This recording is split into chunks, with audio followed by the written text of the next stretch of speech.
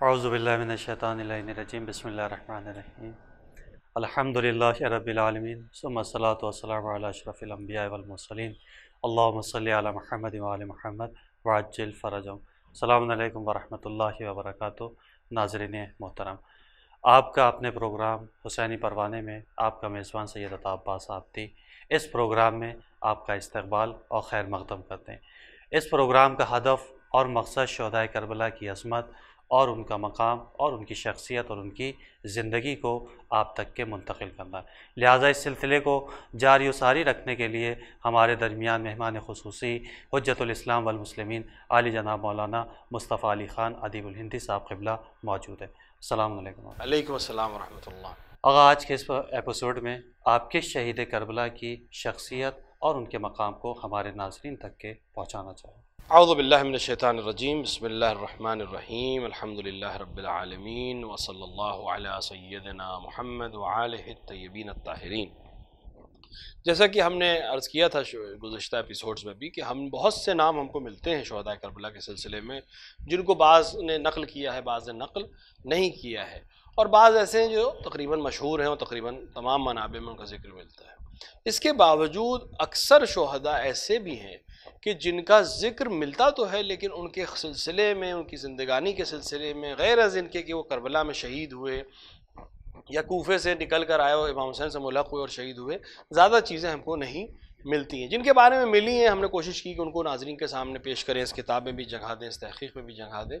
اور ہدف بھی یہی تھا کہ زیادہ سے زیادہ ان لوگوں کے سلسلے میں ہمیں معلومات حاصل ہو سکے۔ لیکن بہت سے شہداء کربلا ایسے ہیں کہ غیر معروف شخصیات تھیں، لیکن ظاہراً اس کی وجہ بھی شاید یہ تھی کہ یہ لوگ اپنے آپ کو چھپا کر رکھتے تھے، یعنی لوگوں سے کم ملتے جلتے تھے۔ اس کی ایک خاص وجہ سن 40 سے لے کر، یا بلکہ یوں کہا جائے کہ سن 36 سے لے کر، سن 36 ہجری سے لے کر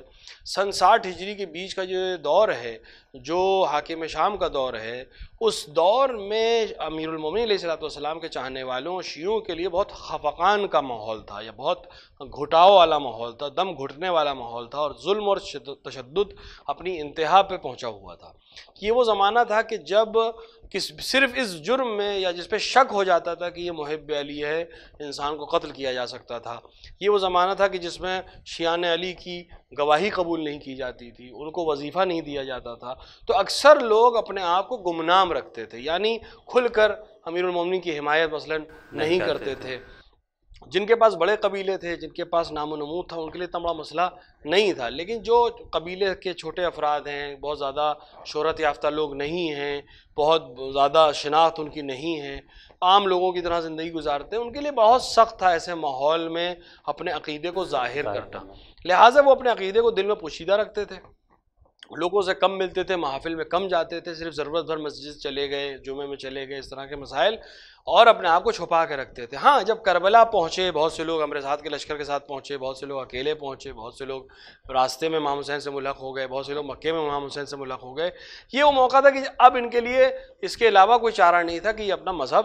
اور اپنا عقیدہ ظاہر کرے، کیونکہ امام کی نصرت کرنا بہرحال ہر چیز سے زیادہ اہمیت رکھتی ہے۔ اب وہ موقع نہیں تھا کہ ہم تقیہ کریں اور اپنے مذہب کو چھپائیں، بلکہ وقت کے امام کی نصرت کرنا ضروری تھا۔ اس لیے ان کی پچھلی زندگی کے بارے میں زیادہ لوگوں کو پتہ نہیں تھا، اور شہید ہونے کے بعد بس قبیلے کے نام سے یا ولدیت سے لوگ پہچان پائے، اور ان کا ذکر کتابوں میں ہم کو ملتا ہے۔ اسی طرح ایک نام جناب حرز بن نبحان کا نام ہے،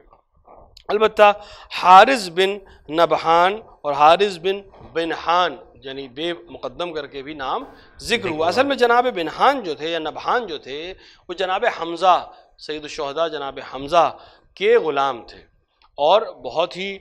شجاع انسان تھے، دلیر انسان تھے، اور انہوں نے جناب حمزہ کی شہادت کے 2 سال بعد شہادت پائی تھی یا وفات پائی تھی۔ ان کے فرزند جو تھے وہ اہل بیت کے غلاموں اور خادموں میں سے ہو گئے تھے، وہی جناب حارث بن نبحان یا حرز بن نبحان ہیں۔ اور امیر المومنین علیہ السلام کی شہادت کے بعد امام حسن اور پھر اس کے بعد امام حسین کی خدمت میں رہے، اور آپ کے ساتھ مدینے سے کربلا آئے تھے، اور ان لوگوں میں سے جو بالکل 28 رجب سن 60 ہجری سے امام حسین کے ساتھ مسلسل رہے، خادم کی حیثیت سے، جانثار کی حیثیت سے، اور آخر روز عاشورہ اپنی جان کو امام حسین علیہ السلام کے قدموں میں آپ کو نثار کرنے کا شرف حاصل ہوا۔ ان کی اور زندگی کے بارے میں بہت سے منابع میں تلاش کرنے کے باوجود ہم کو چیزیں نہیں ملتی، اور بعض لوگوں نے اس کی طرف اشارہ کیا ہے کہ یہ روزہ عاشوراء بھی پہلے حملے میں جو لوگ شہید ہوئے ہیں اس میں شہید ہوئے ہیں۔ ایک اور نام ہے جو حسین بن مالک کا ہے، لیکن اکثر لوگوں نے اس نام سے انکار کیا ہے، بلکہ مخالفین میں ذکر کیا ہے، لہٰذا ہم نے صرف اس عنوان سے اس نام کو یہاں پہ ذکر کر دیا کہ یہ نام اشتباہاً آیا ہے، اور یہ نام شہداء کربلا میں سے ہونا بہت بعید ہے، کیونکہ حسین کا نام جو ہے عام طور سے سید الشہداء کے دشمنوں میں شمار کیا گیا ہے۔ ایک اور نام اسی طرح سے ہے حتیمہ بن وحاد یا حزیمہ بن وحاد، یہ نام بھی جو ہے وہ ایک داستان کے ساتھ بعض مورخین ریاض الشہادہ کے مورخ نے اپنی کتاب میں ذکر کیا ہے کہ اس کا مضمون اس طرح سے ہے کہ ابو دجانہ اور جناب محمد بن مقدام کے ساتھ امام سے جب جنگ کی اجازت طلب کی اور میدان جنگ میں آئے اور بہت سے دشمنوں کو جب ہلاک کر لیا تو دشمنوں نے ان کو میدان میں گھیر لیا، محاصرے میں لے لیا، تو 5 لوگ امام علی کے جو غلاموں میں سے تھے، یعنی امام علی کے غلام تھے، بعد میں امام حسن اور امام حسین کی خدمت میں حاضر ہو گئے، ان لوگوں نے ان کو بچانے کے لیے اپنے آپ کو دشمنوں پر حملہ ور کیا، اور اس میں ایک شخص جو ہیں وہ حزیمہ بن وحاد ہے، اور بعض نے حزیمہ کی جگہ حتیمہ لکھا ہے، تو دونوں نام ہمارے پاس تاریخ میں ملتے ہیں۔ ممکن ہے یہ 2 شخصیتیں نہ رہی ہوں، وہی نقطے کا فرق ہے، اور ممکن ہے کہ کتابت کی غلطی سے یہ 2 فرد بن گئے ہوں، جبکہ ایک ہی فرد ہے جو امام علی علیہ السلام کے غلاموں میں سے تھے، اور امام حسین کے کچھ اصحاب کی نصرت کے لیے میدان کربلا میں آئے، خود بھی جام شہادت نوش فرمایا۔ اس کے بعد ایک خاص نام جو ہم آج ذکر کر رہے ہیں وہ حلاز بن عمرو راسبی کا ہے، یہ نام تقریباً مشہور ناموں میں سے ہے، البتہ ان کی بھی پچھلی زندگی کے بارے میں بہت زیادہ چیزیں ہمارے پاس نہیں ہیں، لیکن یہ اپنے بھائی نعمان بن عمرو کے ساتھ، یعنی یہ خود حلاز بن عمرو ہے، ان کے بھائی نعمان بن عمرو جو ہیں عمرو سعد کے ساتھ کوفے سے آئے تھے لشکر میں، اور اس کے بعد یہ ان لوگوں میں سے ہیں جو امیر المومنین علیہ السلام کی زندگی میں امیر المومنین کے سپاہیوں میں شمار کیے جاتے تھے، اور کوفے کے بڑے رسالہ دار افراد میں سے تھے، اور عمرو سعد کے ساتھ جب بہت سے لوگ کوفے سے نکلے تو یہ بھی اس لیے کہ باہر نکلنا آسان کام نہیں تھا، یہ نکلے عمرو سعد کے ساتھ، اور جب کربلا پہنچے تو امام حسین کی طرف چلے گئے، اور روز عاشوراء بھی امام حسین سے ملق ہو کے پہلے حملے میں بھی ان کی شہادت لکھی جاتی ہے۔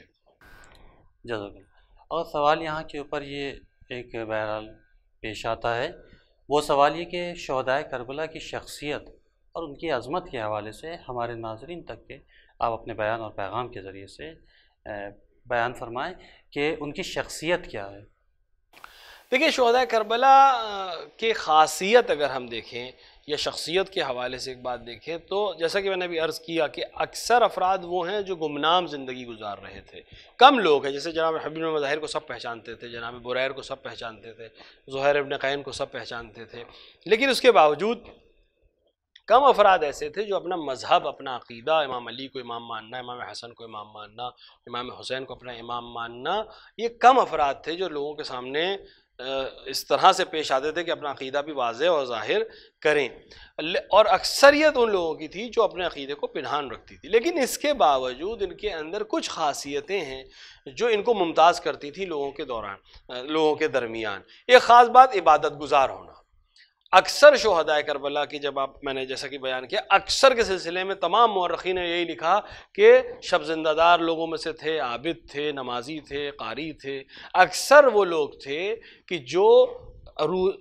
زندگی ضرور دشمنوں کے بیچ میں گزار رہے تھے یا مثلا شناسہ طور کے اوپر زندگی گزار رہے تھے، لیکن جو خاصیت ان میں تھی جو تقریباً سب میں آپ کو ملے گی وہ یہ کہ سب عابد تھے، سب پرہیزگار تھے، سب اپنے اپنے وقت میں اچھے متقی پرہیزگار لوگوں میں ان کا شمار کیا جاتا تھا، اور یہی علامت ہونی چاہیے امیر المومنین کے شیعوں کی، کیونکہ امیر المومنین علیہ السلام کے شیعہ کو اور امیر المومنین علیہ السلام کے چاہنے والے کو ویسا ہونا چاہیے جیسے امیر المومنین پسند کرتے تھے اور خود عمل کرتے تھے۔ اگر امیر المومنین رات بھر عبادت کرتے تھے تو اگر پوری رات نہ صحیح تو رات کے کچھ پہر ایک شیعہ کو، ایک محب امیر المومنین علیہ السلام کو عبادت کے لیے جاگنا چاہیے۔ اور ہمیں جو شہداء کربلا سبق دیتے ہیں ان میں سے 2 چیزیں بہت اہم ہیں، ایک عبادت سے محبت اور دوسرا امام کی اطاعت. یہ دو چیزیں ہیں جو شہدائے کربلا ہمیں بالکل تمام شہدائے کربلا اس چیز کی طرف ہمیں ترغیب دلاتے ہیں. عبادت کا یہ حال ہے کہ خود دشمن کی روایت ہے کہ جب ایک رات کی مہلت لے لی گئی شب عاشور تو ایک طرف ہمیں تلواروں کے سیقل کی آواز آ رہی تھی اور گھوڑوں کی ہن نہاٹ کی آواز آ رہی تھی اور ہتھیاروں کے سجنے کی آواز آ رہی تھی، اور دوسری طرف ہمیں قرأت قرآن کی آواز ایسے آ رہی تھی جیسے مدھو مکھی کے چھتے کے پاس سے آواز آتی ہو. یعنی ان سب کے سامنے موت تھی اور یقیناً سب کو یقین تھا کہ کل ہمیں موت آ جائے گی. کوئی وصیت نہیں لکھ رہا تھا، کوئی اپنے آپ کو تیار نہیں کر رہا، یعنی اس دنیاوی لحاظ سے کوئی مثال کے طور پر اپنی وصیت لکھ کے کسی اور کے حوالے کر دے کہ بھائی میں تو کل شہید ہو جاؤں گا، آپ یہ وصیت میرے گھر والوں تک پہنچا دیے گا. نہیں، سب کے سب قرآن پڑھنے میں، عبادت کرنے میں، امام حسین کی حفاظت کرنے میں مشغول ملتے ہیں. یا آپس میں گفتگو کر رہے ہیں تو جنگ کے لحاظ سے کر رہے ہیں، یا ایسی گفتگو کر رہے ہیں جس کا تعلق دنیاوی نہیں، سب اخروی ہے. لہٰذا امام حسین علیہ السلام کے اصحاب کی خاصیت جو ہم کہہ سکتے ہیں تمام اصحاب میں ہے، وہ ایک ہے عبادت گزار ہونا، اور دوسری جو بہت اہم خاصیت ہے وہ ہے مطیع محض امام علیہ السلام ہونا. اور شاید یہی وجہ ہے جس کی وجہ سے باقی دیگر شہداء یا دیگر اصحاب جو تاریخ اسلام میں گزرے ہیں ان میں ان کا نام بالکل ممتاز اور بالکل الگ ہے. اور شاید یہی وجہ ہے کہ امام حسین علیہ السلام نے بھی ان افراد کے ساتھ جو معاملات کیے ہیں وہ بالکل مختلف ہیں دیگر ائمہ کے زمانے کے اصحاب یا رسول اکرم صلی اللہ علیہ وآلہ یا امیر المومنین علیہ السلام کے اصحاب کے زمانے سے. کیونکہ جس طرح کی اطاعت شہدائے کربلا نے انجام دی ویسی اطاعت ہمیں دیگر امام حتی رسول اکرم صلی اللہ علیہ وآلہ کے اصحاب میں نظر نہیں آتی ہے. مطیع محض ہونا اور صرف زبان سے نہ کہنا کہ ہم مطیع ہیں بلکہ عملی طور پر اپنے آپ کو مطیع دکھانا، یہ وہ خاصیت ہے جو شہدائے کربلا کو تمام شہداء میں ممتاز کرتی ہے، اور یہی وہ چیز ہے جو ہمیں ان سے سبق کے طور پر حاصل کرنی چاہیے اور اپنی زندگی میں اس کو عملی کرنا چاہیے. جزاک اللہ. ناظرین، جیسا کہ مولانا نے ابھی اس جانب اشارہ کیا کہ واقعاً دو چیزیں بہت اہم ہیں. پہلی چیز اطاعت اور دوسری چیز عبادت. لہذا یہ دونوں چیز وہ ہیں کہ جو فقط لقلقۂ زبانی نہیں ہونی چاہیے کہ ہم یہ کہیں کہ ہم بہت بڑے عابد ہیں یا ہم یہ کہیں کہ ہم بہت بڑے مطیع ہیں، بلکہ یہ ہمارے وجود کے اندر، ہمارے عمل کے اندر، ہمارے کردار کے اندر، ہمارے اخلاق کے اندر عبادت اور اطاعت کی خوشبو آنی چاہیے. بہت شکریہ. ایک سوال یہاں کے اوپر یہ ہے کہ یہ میدان کربلا جو کہ رونما ہوئی، اس میدان کربلا کا امام حسین علیہ السلام نے مکے سے نکلنے کے بعد انتخاب کیا تھا یا نہیں؟ اس کا انتخاب روز اول سے تھا؟ دیکھیے، اس میں کوئی شک نہیں ہے کہ جو روایات ہمارے پاس ہیں کربلا معلیٰ کے سلسلے سے، کربلا مقدسہ کے سلسلے سے، وہ اس بات کی تصریح کرتی ہیں کہ یہ میدان روز ازل سے یہ طے تھا کہ امام حسین علیہ السلام اسی میدان میں شہادت پائیں گے. لیکن دو چیزیں ہوتی ہیں، ایک چیز ہے جو علم خدا ہے اور جو تقدیر الہیہ ہے، جو ثبت ہے اور خداوند عالم نے لوح محفوظ پر لکھ دیا ہے. لکھ دینا ایک مرحلہ ہوتا ہے اور اس کا عملی ہونا ایک دوسرا مرحلہ ہوتا ہے. ایک بہت لمبی تفصیلی بحث ہے علم خدا اور اختیار بندے کی بحث میں. علم خدا میں ہونا بندے کو مجبور نہیں کرتا ہے. یہ ایک بہت لمبی تفصیلی ہماری اور عامہ کے درمیان جو ایک بحث ہے اور اختلاف ان میں سے ایک یہی ہے کہ علم خدا کا مطلب یہ ہے کہ بندہ مجبور ہے یہی کرنا ہے. نہیں، علم خدا یہ ہے کہ بندہ یہی کرے گا، لیکن اس کا یہ مطلب نہیں ہے کہ بندہ یہ کرنے پہ مجبور ہے. خدا جانتا ہے کہ اپنے اختیار سے یہ کام انجام دے گا. روز ازل سے امام حسین کے لیے ایک مقام خداوند عالم نے طے کر رکھا ہے. اس مقام تک پہنچنے کے لیے امام حسین علیہ السلام کو ان تمام قربانیوں سے گزرنا ہے، اور اس کی جائے گاہ بھی امام حسین علیہ السلام کی پیدائش سے بہت پہلے طے ہو چکی ہے. جہاں سے کہ روایات میں ملتا ہے کہ یہ وہ جگہ ہے جہاں پر مختلف انبیاء کرام نے جب گزرے ہیں تو ان کو مشقت کا سامنا کرنا پڑا یا مصیبت کا سامنا کرنا پڑا. بعض روایات میں ہے کہ بہت سے انبیاء کا خون یہاں پہ گرا تاکہ وہ اس زمین میں شامل ہو جائے. اسی طرح رسول اکرم صلی اللہ علیہ وآلہ کی وہ مشہور حدیث اور جو خاک آپ نے جناب ام سلمہ علیہ السلام کو دی تھی کہ اس خاک، جس دن یہ خاک جو ہے وہ خون میں تبدیل ہو جائے سمجھ لینا کہ میرے بیٹے حسین کو شہید کر دیا گیا. یا امام حسین علیہ السلام کے لیے ملتا ہے کہ جب آپ نے زمین کربلا کا نام پوچھا اور کربلا پہ اترے اور اس کی خوشبو کو سونگھ کر آپ نے فرمایا کہ ہاں یہ وہی مٹی ہے جو میرے جد نے مجھے بچپن میں سونگھائی تھی. تو روز ازل سے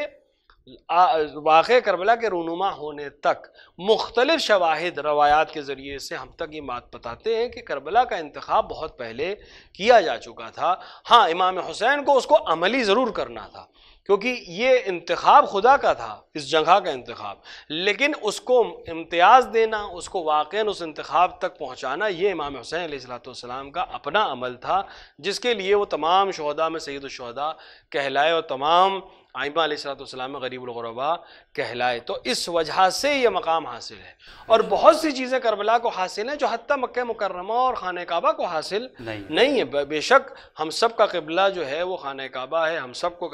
مکے کی رخ پہ نماز پڑھنی ہے، لیکن جو امتیاز زمین کربلا کو حاصل ہے وہ مکہ مکرمہ اور مدینہ منورہ کو بھی حاصل نہیں ہے۔ آپ دیکھیں مکے کی مٹی جو ہے مقدس ضرور ہے، لیکن آپ اس کو منہ میں نہیں رکھ سکتے۔ مدینے کی خاک آپ اپنی آنکھوں پہ لگا سکتے ہیں، آپ اسے چوم سکتے ہیں، لیکن آپ اس کو کھا نہیں سکتے، کیونکہ شریعت محمدی میں مٹی کھانا حرام ہے۔ امیر المومنین علی بن ابی طالب علیہ السلام کے مزار بے شک ملجا و ماوا ہے تمام لوگوں کا، لیکن اس کو منہ میں نہیں رکھا جا سکتا، اس کی خاک کو، جنت البقیع کی مٹی کو منہ میں نہیں رکھا جا سکتا۔ اسی طرح کاظمین، اسی طرح سامرہ، اسی طرح مشہد، سب مقدس ہیں، لیکن کوئی بھی مٹی ایسی نہیں ہے جس کو ہم منہ میں رکھ سکیں۔ لیکن امام حسین علیہ السلام کربلا کی مٹی کو یہ شرف حاصل ہے کہ نہ صرف اس کو کھانا جائز ہے، بلکہ اگر آپ اعمال عید الفطر میں دیکھیں، شیخ عباس قمی نے مفاتیح الجنان میں اور دیگر لوگوں نے بھی اس کو نقل کیا ہے کہ اعمال عید فطر میں سے ایک عمل یہ ہے کہ انسان ایک چنے کے دانے کے برابر خاک شفا کی نیت سے افطار کرے روزے عید، یعنی روزہ اس دن نہیں رکھنا ہے، لیکن اپنا جو پہلا چیز کھائے وہ خاک شفا سے اپنے ذہن میں رکھے کہ پورے سال وہ تمام بلا سے اور تمام ملایا سے محفوظ رہتا ہے۔ تو امام حسین علیہ السلام کی وجہ سے اس مٹی کو یہ شرف حاصل ہوا ہے، تو پہلے دن سے طے ہے، لیکن امام حسین علیہ السلام نے عملی کرنے کے بعد اس کو واقعاً وہ جگہ دلائی، اور آج اسی وجہ سے شاید اور یہ جو روایات ہماری طرف اشارہ کرتی ہیں کہ ہم اکثر کوشش یہ کرتے ہیں کہ خاک کربلا پہ سجدہ کریں، لہٰذا بہت جگہ کی سجدگاہیں ہمارے پاس آتی ہیں اور ہم بناتے بھی اپنے گھروں میں، اپنی مٹی سے بھی بنا سکتے ہیں، لیکن ہم کوشش کرتے ہیں کہ اگر کربلا کی مٹی ہو تو اس پہ سجدہ کریں، اور روایات یہ کہتی ہیں کہ جو سجدہ کربلا کی مٹی پہ کیا جاتا ہے، خاک شفا پہ کیا جاتا ہے، وہ بارگاہ الہی میں جو اس کا درجہ ہے اس سجدے کا وہ باقی درجات سے 7 گنا زیادہ ہے، اور پردہ اجابت تک وہ دعا جلدی پہنچتی ہے جو خاک کربلا کے اوپر سجدہ کر کے کی جائے۔ لہٰذا یہ عظمت اس زمین کو امام حسین علیہ السلام کے صدقے میں حاصل ہوئی ہے۔ انتخاب خدا کا ہے، لیکن اس انتخاب کو صحیح ثابت کرنا اور اس انتخاب کو اپنے کمال تک پہنچانے کا عمل امام حسین علیہ السلام کا۔ بے شک، جزاک اللہ۔ اگر جیسا کہ آپ نے بیان فرمایا، جس بیان کے مطابق یہ نتیجہ نکلتا ہے کہ زمین کربلا کا انتخاب خدا کی جانب سے تھا، روز ازل سے تھا، لیکن اس میدان کربلا کو عملی جامہ امام حسین علیہ السلام اور شہداء کربلا نے پہنچایا، لہذا اس میدان کربلا کو جو کہ خاک کربلا ہے، اس خاک کربلا کو خاک شفا میں تبدیل کرنے والا امام حسین علیہ السلام کا خون ہے۔ بہت شکریہ۔ اگلے شہید کربلا کہ جو کہ آپ کے فہرست کے مطابق آپ کے پاس موجود ہیں، کس شہید کربلا کو آپ ہمارے ناظرین تک کے پہنچانا؟ 2-3 نام ہم یہاں پر لے رہے ہیں جلدی فہرست وار، جن کے بارے میں کب ہمارے پاس معلومات ہے اور ترتیب میں بھی آتے ہیں، یعنی الف بائی ترتیب جو ہماری ہے اس میں آتے ہیں۔ ایک نام جناب حماد بن انس کا ہے، اور یہ حماد بن انس، یہ معتبر کتابوں میں تو ان کا نام نہیں ملتا ہے، لیکن بعض مورخین میں اس طرح سے لکھا ہے کہ عمرو بن عبداللہ کی شہادت کے بعد جناب حماد بن انس میدان میں گئے اور کچھ دشمنوں کو ہلاک کر کے خود بھی شہید ہو گئے۔ روضۃ الشہداء میں، ریاض الشہداء میں اور عشرہ کاملہ میں یہ ذکر ملتا ہے۔ اسی کے ساتھ ساتھ ایک اور نام بالکل سیم نام ہے لیکن بلدیت الگ ہے، حماد بن حماد خزاعی، یہ ان لوگوں میں سے تھے جو روز عاشورہ امام حسین کی حمایت میں شہید ہوئے، اور زیارت میں ان کو اس طرح سے سلام کیا گیا، السلام علی حماد بن حماد المرادی، اس کا مطلب قبیلہ بنی مراد سے ان کا تعلق تھا۔ بعض نے ان کو خزعی اور بعض نے مرادی دونوں لکھا ہے، تو بنی مراد سے بھی ہو سکتے ہیں، خزعی بھی ہو سکتے ہیں، اور یہ تاریخی اختلافات ہیں جس میں کوئی اتنا بڑا مسئلہ نہیں ہے۔ ایک اور نام ہمیں کو حماد کا ملتا ہے جو امام حسین علیہ السلام کے غلاموں میں سے ہیں، اور بہت ممکن ہے کہ یہ امیر المومنین کے غلاموں میں سے رہے ہوں اور بعد میں امام حسین کی غلامی میں آ گئے ہوں، اور یہ انہی لوگوں میں سے جو 5 آدمی جناب محمد بن مقداد اور عبداللہ بن ابو دجانہ کی مدد کے لیے گئے تھے ان میں سے تھے، اور پھر بعد میں شہید کر دیے گئے۔ گئے. تو یہ وہ لوگ ہیں جن کے سلسلے میں ہمارے پاس معلومات بہت کم ہے، اور ان لوگوں میں سے ہیں کہ جن کے سلسلے میں بعض نے لکھا ہے کہ یہ شہید ہیں اور بعض نے ایک ہی فرد کو لکھا ہے. یعنی ممکن ہے کہ یہ 3 حنظلہ ایک ہی رہے ہوں، اور ان کو الگ الگ لوگوں نے، کسی نے کنیت کے ساتھ، کسی نے امام حسین کے غلام ہونے کی حیثیت کے ساتھ، اور کسی نے قبیلے کے ساتھ لکھ دیا. ممکن ہے کہ ایک ہی شخصیت رہی ہو، کیونکہ داستانیں بھی سب کی ملتی جلتی ہیں، اور زیارت میں بھی ایک ہی نام حماد کا ہم کو ملتا ہے. لہٰذا چونکہ ہم کوشش یہ کر رہے ہیں کہ تمام شہداء کا نام کم سے کم ایک بار آ جائے، لہٰذا ان کا نام بھی ہم نے آپ کے سامنے ذکر کر دیا. اس کے بعد جو ایک نام ہے وہ جناب حنظلہ بن اسد شمامی کا ہے. یہ مشہور لوگوں میں سے ہیں اور امام حسین کے باوفا ساتھیوں میں سے ہیں. کربلا میں شہید ہوئے ہیں اور قبیلہ بنی حمدان سے ان کا تعلق تھا. کوفے میں مشہور تھے، سربردار لوگوں میں سے تھے. شیعہ، فصیح، خطیب، قاری قرآن تھے، اور ایک فرزند تھے کہ جن کا نام علی و مورخین تھے، ان سے روایت نقل کی. یعنی علی ابن حنظلہ سے لوگوں نے بہت ساری روایتیں نقل کی ہیں. کربلا میں امام حسین کے قاصد بھی تھے، یعنی جنگ ہونے سے پہلے جو امر سعد کے پاس امام خط بھیجتے تھے، ان میں سے ایک فرد جو خط لے کے جاتا تھا یا امر سعد سے گفتگو کرتا تھا، ان میں جناب حنظلہ بن اسد شمامی کا نام بھی آتا ہے. اور یہ وہ لوگ ہیں جنہوں نے قوم کو نصیحت کی ہے. یعنی صرف یہ بات نہیں کی کہ گئے اور شہید ہو گئے، بلکہ کئی مرتبہ انہوں نے قوم کے ساتھ نصیحت کی ہے اور آیت کی تلاوت کی. یعنی سورہ غافر کی آیت نمبر 30 سے 32 تک آپ نے تلاوت کی فوج کے سامنے، فوج اشقیہ کے سامنے، جس کا مفہوم یہ ہے کہ اے قوم، میں تمہارے لیے خوفزدہ ہوں کہ تم لوگ خدا کے مخالف گروہ میں دن جیسے، میں تمہیں اس طرح سے ڈرا رہا ہوں جیسے لوگ ڈراتے ہیں، اور میں تمہارا انجام دیکھ رہا ہوں جو نوح اور عاد اور سمود کی قوم نے اور ان کے بعد والوں نے دیکھا تھا کہ خدا اپنے بندوں پر ظلم کرنا نہیں چاہتا، لیکن تم لوگ خود ایسا عمل کر رہے ہو کہ اس حقدار بن جاؤ اس عذاب کے، اور وہ عذاب سے میں تمہیں ڈرا رہا ہوں. اس کے بعد آپ نے فرمایا کہ اے لوگوں، تم حسین ابن علی سے قتال کر رہے ہو، جو تمہیں سخت عذاب میں اور ہلاکت میں ڈالنے والی چیز ہے اس کام سے، اور میں اس بات سے ڈرتا ہوں کہ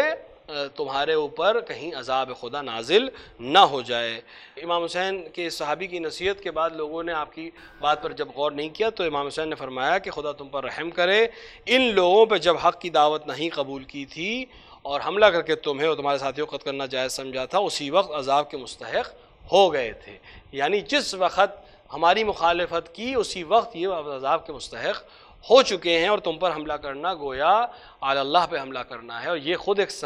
چیز ہے جو آپ کو ممتاز کرتی ہے. اس طرح سے آپ نے